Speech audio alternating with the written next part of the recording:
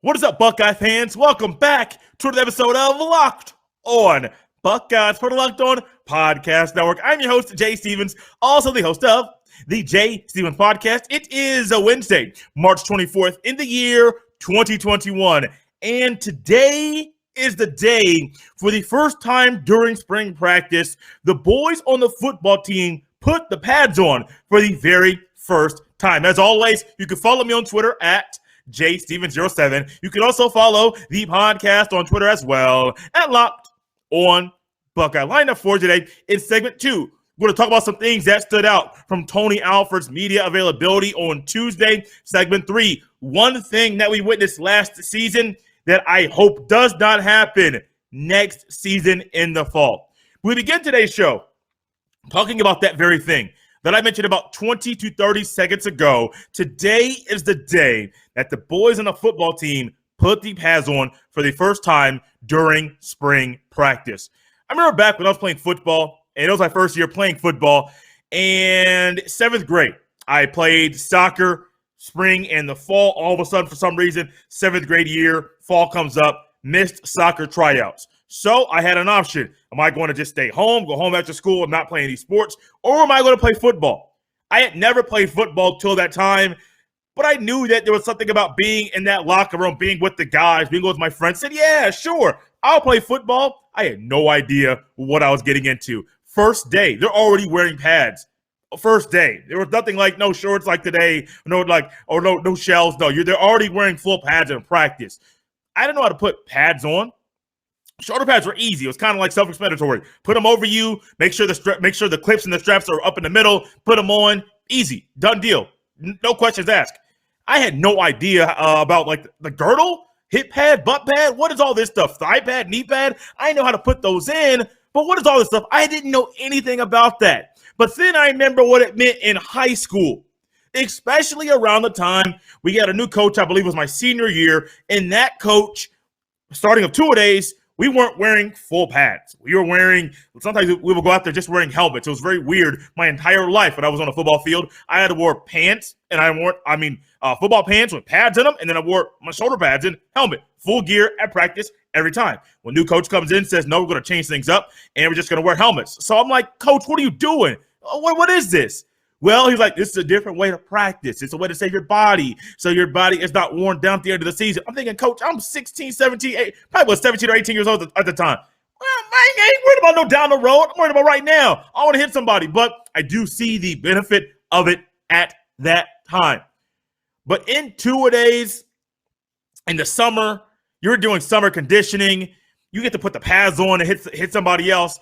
It means something, especially that very first time. There's a raised level of intensity. The adrenaline starts going a little bit more. You're going to see your coaches act a little bit different because the first time somebody gets popped, hey, everybody gets hype. You'll see guys running around, hitting people's helmets and things, just very, very happy that the pads are on. And this is where the rubber meets the road. Yes, all of these guys, most of these gentlemen have earned a scholarship at Ohio State. They have earned a scholarship to be a Buckeye. Wearing shorts, completely different.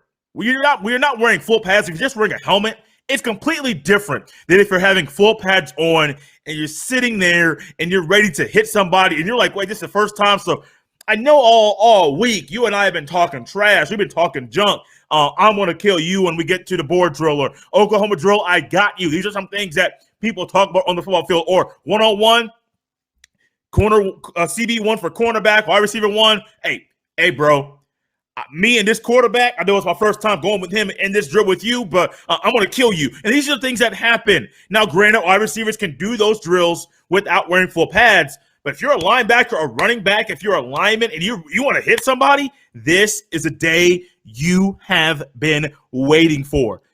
The youngsters, they're going to see very, very quickly. Things are going to get ramped up really, really fast. For those guys that have been there for a while, they got to show and prove they still deserve that spot because there's somebody coming up right behind them or somebody that was there previously saying, look, I know you had the spot last year.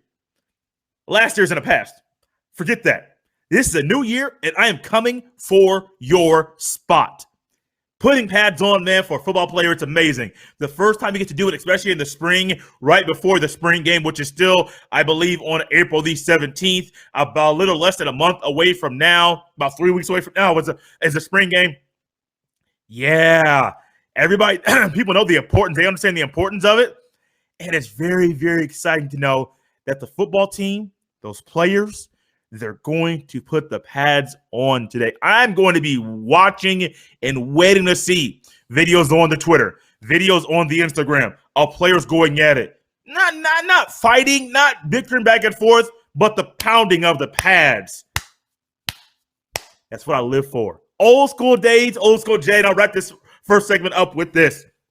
When I was a youngster, Monday Night Countdown, they had Chris Berman and the boys there. They had the segment called Jacked Up. They can't do it anymore because the NFL has tried to eliminated those type of hits. But trust me, growing up, Jacked Up, Brian Dawkins, John Lynch, man, please. I loved every second of it. And I remember when you get those hits, boom, boom, boom. I mean, it does something to you as a youngster, knowing you're playing the same game they are. You see these guys play at the highest of highest levels and over and over, over and over, over and over. And that's what I'm waiting to see today. Nothing dirty, nothing illegal, clean, legal hits where guys are getting hit hard, and everybody is rallying and praising that person that brought the wood for doing exactly that in, might I add, a legal way. Let's go ahead and let's not take a trip. Wrong podcast. Let's step away very quickly. And when we come back, we'll go to Tony Alford and discuss what he saw, what he said during today's media availability about the running back room. But first, check this out. This episode is sponsored by Blue Chew. Blue Chew is making waves and bringing more confidence to the bedroom. Blue Chew is a unique online service that delivers the same active ingredients as Viagra and Cialis, but in chewable form and at a fraction of the cost. Blue Chew's tablets combat all forms of ED. It can help men gain extra confidence for when it's time to perform. Blue Chew is an online prescription service, so no visits to the doctor's office, no awkward conversations, and no waiting in line at the pharmacy. And it ships right to your door in a discreet package. The process is simple. Sign up at BlueChew.com, consult with one of their licensed medical providers, and once you're approved, you'll receive your prescription within days. The best part, it's all done online. So if you could benefit from extra confidence when it's time to perform, visit BlueChew.com for more details and important safety information. And we've got a special deal for our listeners. Try Blue Chew free when you use our promo code Locked On at checkout and just pay $5 for shipping. That's BlueChew.com, promo code Locked On to receive your first month free. And we thank Blue Chew for sponsoring the podcast. We have been telling you all about Built Bar, the best tasting protein bar on the market for a while now. Built Bar is the amazing low calorie, low sugar, high protein, high fiber, amazing tasting protein bar with 100% chocolate on all bars. Now is the time to find out which Built Bar is the best. It is Built Bar Madness. Today's matchup is cookies and cream versus coconut almond. I like and I love cookies and cream. Built Bar's coconut is way better than expected. But cookies and cream, if I had a vote today, cookies and cream, gets my vote. Go to BuiltBar.com or to @bar_built on Twitter. Remember to use promo code LOCKED15 to get 15% off your next order. That is LOCKED15, LOCKED, the number 1 and the number 5, to get 15% off your next order at BuiltBar.com. And check back to see who won today's matchup and who will become the best tasting protein bar. Get all the sports news you need in under 20 minutes with the new Locked On Today podcast. Host Peter Bukowski updates you on the latest news in every major sport with the help of our local experts. Follow the Locked On Today podcast wherever you get your podcast. If this is your first time listening or watching Locked On Buckeyes, I want to say welcome. Or if it's your first time in a long time watching or listening to podcasts, I want to say welcome back. Locked On Buckeyes drops a fresh new episode every Monday through Friday. So make sure you subscribe to Locked On Buckeyes or to WKYC on the YouTube, or check WKYC.com out every single day so you don't miss a beat. Anytime Coach Tony Alford speaks about the running back room, my level of attention goes up. I am very, very tapped in, tuned in, and ready to go to what he says, because this position, yes, it is loaded, but this position is very vital to this team's success. Not only the team's success, but how comfortable the new quarterback is early in the season. And a new quarterback's one of his best friends, well, one, it's going to be the five hog mollies, the five guys up front, from left tackle to right tackle, from tackle to tackle. That's who he is watching, who he was looking forward to seeing how they block for him so he can properly maneuver around the pocket, get the ball out to the receivers, the tight end, or even to the running back without ending up on the ground before he does so. But also the running back room, a lot of talent. My goodness, so much talent. From Henderson to Teague to Crawley to Mayan Williams to Still Chambers. I mean, there's so – I didn't list them all. There's so much talent in this room. And one of the first things that question was asked to Tony Alford was about the two running back system or one running back system. You think about it. You got Ezekiel Elliott, one running back system. J.K. Dobbins, once he took over, one running back system. But then J.K.'s last year, it was almost a J.K. all-day type of deal. But you did see Master Teague play a lot. Now, I will say, many of you are smart and probably were like, Jay, but Master Teague was not really the main guy. You're correct. J.K. Dobbins was your bell cow. If he did not get 2,000 yards that last year, it was right under 2,000 yards rushing his last year at Ohio State. Master Teague, I believe, had 700 or 750 his freshman year at Ohio State. A lot of that was in the second half, mop-up duty, because the game was over. J.K. did not need to be in the game, so J.K. comes out. Master Teague goes in. Ohio State's backups are still better than most team starters. Let's keep running that ball, baby. Let's keep running that ball. But Tony Alford did pinpoint and highlight, talking about two running back system or one running back system, and which one would he go with? His first thought in his statement was, one of his first things he said, he has to do what is needed to win games. If it calls for two running backs to play, so be it. That's what he'll do. He'll play two running backs. He'll play the guys that deserve to be on the field. So be it. If it's just one running back, so be it. But he believes he needs to do what is needed for him and the team to be successful. And in that, it means if it's two running backs, so be it. If it's one running back, so be it. Another thing that he mentioned, this is probably about halfway or 75% to the end of the press conference. He did talk about how at the end of spring, he may have to have some tough conversations or not reality checks, but some tough conversations with some people, with some young men in that running back room, with there being so much talent, players that are recovering from injuries that should be fully healed right now, 6 running backs in that room. Somebody's not going to play on the field. Somebody's not going to get the amount of attention and the amount of play that they expect they should get.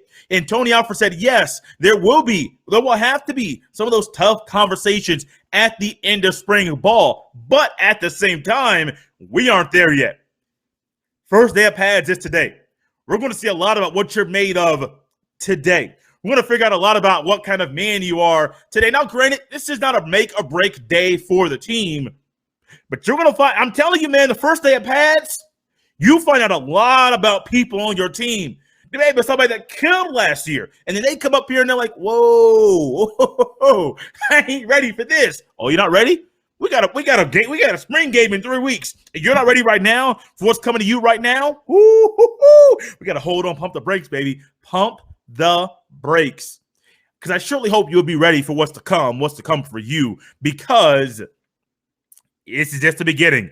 of a long road to prepare for the season before the season starts in the fall. Another thing that he mentioned, the question and what's coming up to him was, does he expect for the freshmen to start, or does he expect a lot out of the freshmen early on because of what happened with J.K. Dobbins, where J.K. Dobbins did start his freshman year?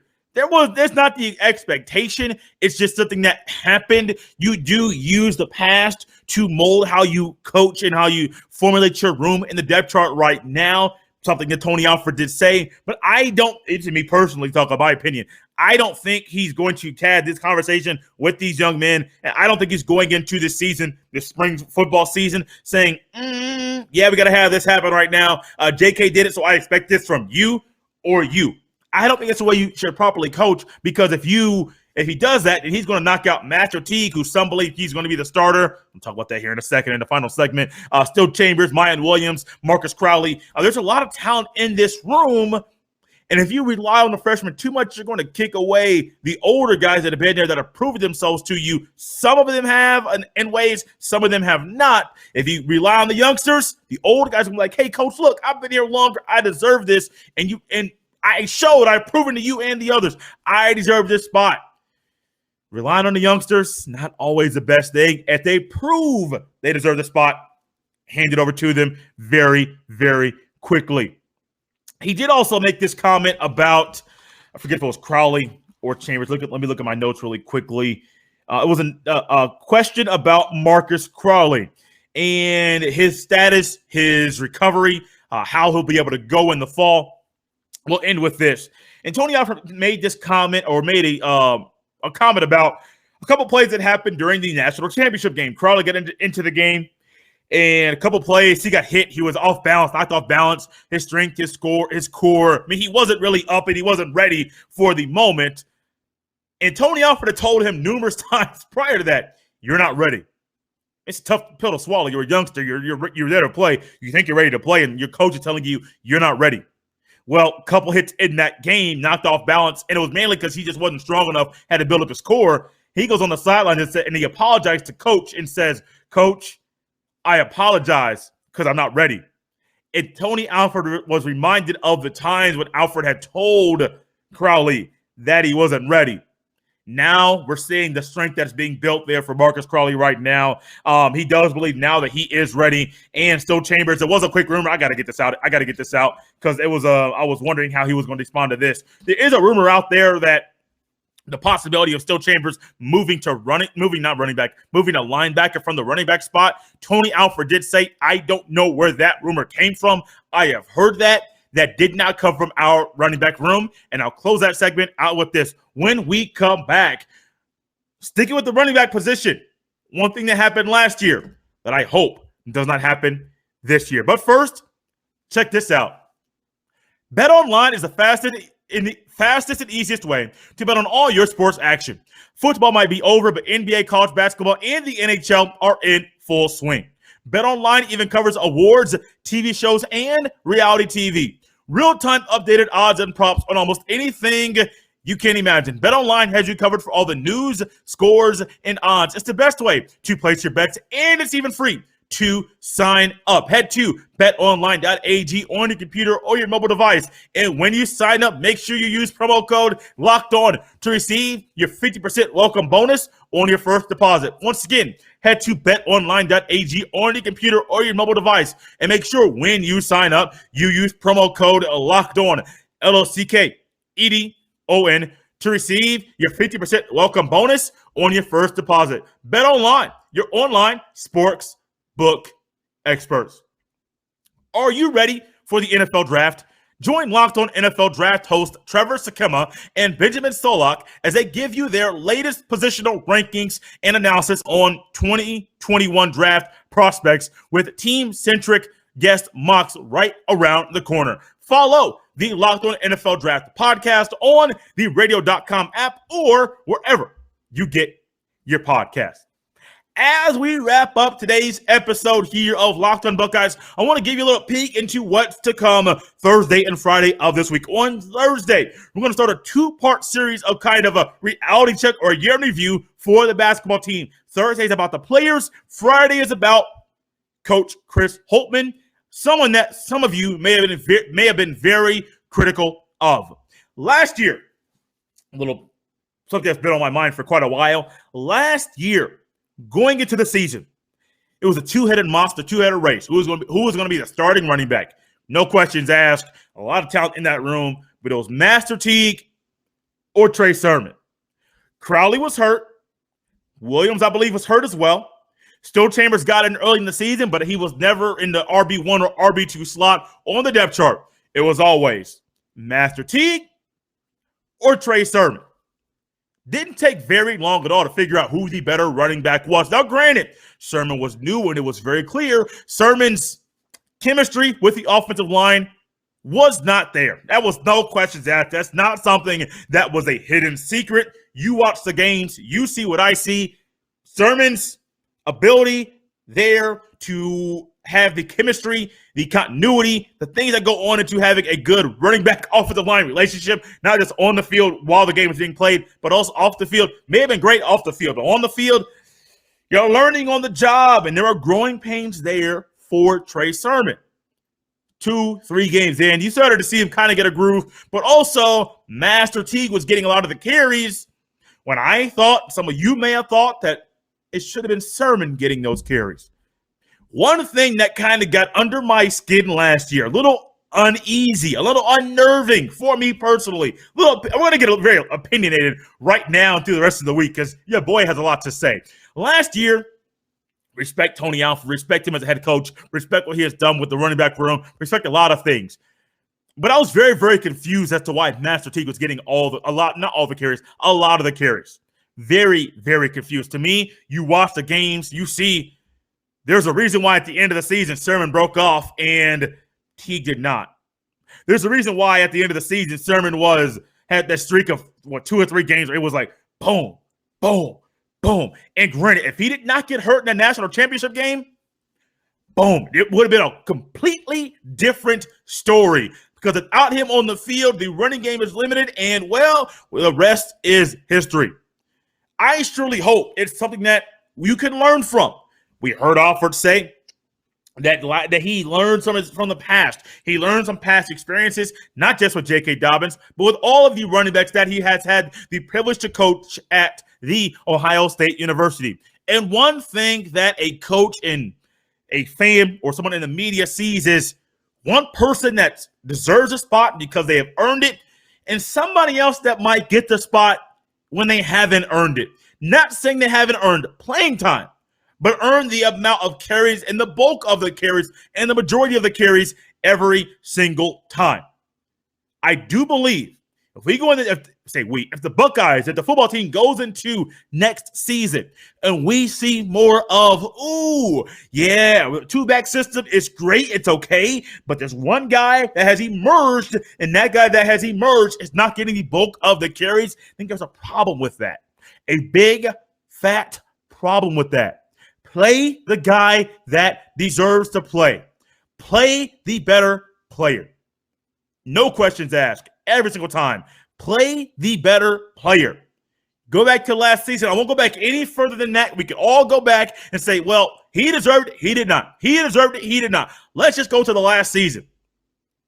Teague is a good guy. Sermon's a good guy. No problems there. Sermon should have been RB1.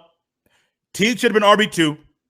And if Crawley was not hurt and Mayan Williams was not hurt, would Teague be RB2? We don't know. I don't know. We can't speculate. We can speculate, but I don't want to say definitively he would not be. Play the best player from the jump.